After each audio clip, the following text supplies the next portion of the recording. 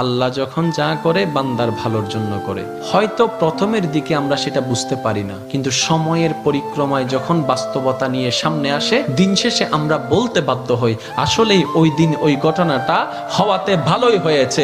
আল্লাহ কখনো বান্দার ক্ষতি চাই না।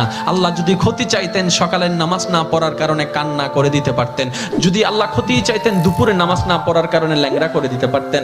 আল্লাহ সেটা চান না। আল্লাহ চাই বান্দার সব সময় ভালো। আর মা তো দেখেন জন্ম দেওয়ার কারণে সন্তানের অপরাধ করার পরও মা সন্তানের প্রতি কতই ভালোবাসা, কতই মায়া। বাবার কাছ থেকে সন্তানের পিঠকে বাঁচাই ফেলছে, এরকম হাজারো মা আছে ওই মায়ের জন্য। কিন্তু আল্লাহ পাক রব্বুল আলামিন বান্দার উপর কতটুক ভালোবাসে দিয়েছেন সেটা আমরা বান্দারা বুঝতে পারি নাই বলে শয়তানের ফাঁদে বারবার পা দিয়ে আটকাই যাচ্ছি। মনে রাখবেন, মনের মধ্যে কথাটা বসাই ফেলবেন, আল্লাহ যখন যা করে বান্দার ভালোর জন্যই করে। একদিন না একদিন সেই ভালোটা আপনার বিবেকে এবং মনে প্রমাণ হয়ে সামনে চলে আসবে। আমি বুঝাতে চাচ্ছি আমাদের সাথে সবচেয়ে কানেকশন কার বেশি ভালো থাকতে হবে, বান্দা হিসাবে আল্লাহর, উম্মত হিসাবে নবী রাহমাতুল লিল আলামিনের। এখানের ভিতর যে কেউ চাইলে জীবন সাজাই ফেলতে পারবে। আমি বলছি যে কেউ, anybody, you can do it, not impossible. Because impossible শব্দটাকে যদি একদম ভালো করে গভীরভাবে দেখেন, সেখানের ভিতর আপনি আশ্চর্যভাবে একটা জিনিস দেখবেন। ইম্পসিবল একটু যদি ডিফাইন করেন, ভাগ করেন, দেখবেন I am possible. Impossible, possible কে আলাদা রাখেন, আই এম কে আলাদা রাখেন। I am possible.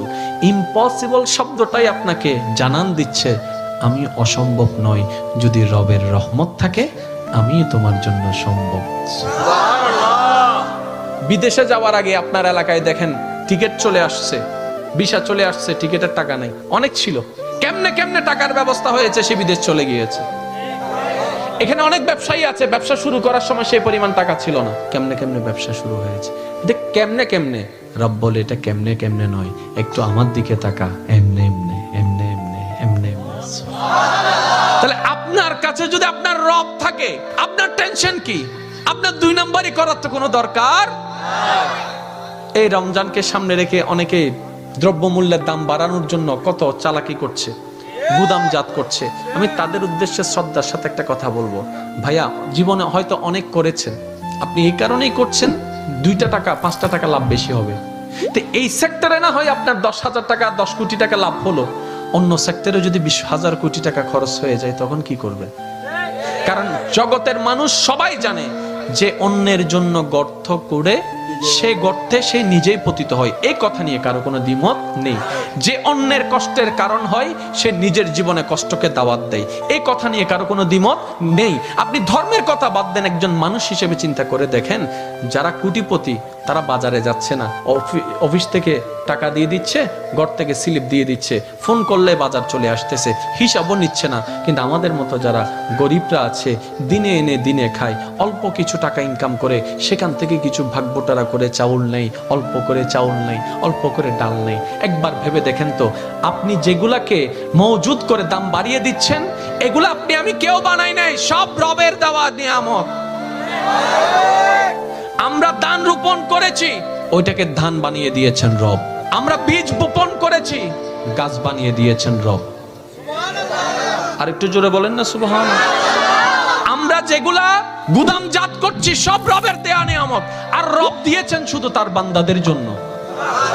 এবার আপনি আমি যদি সে বান্দাদের কাছে খাবারটা পৌঁছানোর জন্য একটা দেওয়াল হয়ে দাঁড়াই, রবের কাছে আপনি আমি আসামি হয়ে যাব। আমি শ্রদ্ধার সাথে বলবো, আপনার যা দরকার আপনার রব আপনাকে দিবে, আপনি শুধু অন্তর থেকে সবার কাছে খাবারটা পৌঁছায় দেন। হয়তো আপনার দুনিয়াবি ক্ষেত্রে 2টা পয়সা লস হবে, কিন্তু অন্যদিকে দেখবেন আপনার রব আপনাকে আরো 10 গুণ বাড়াই দিবে। কিভাবে?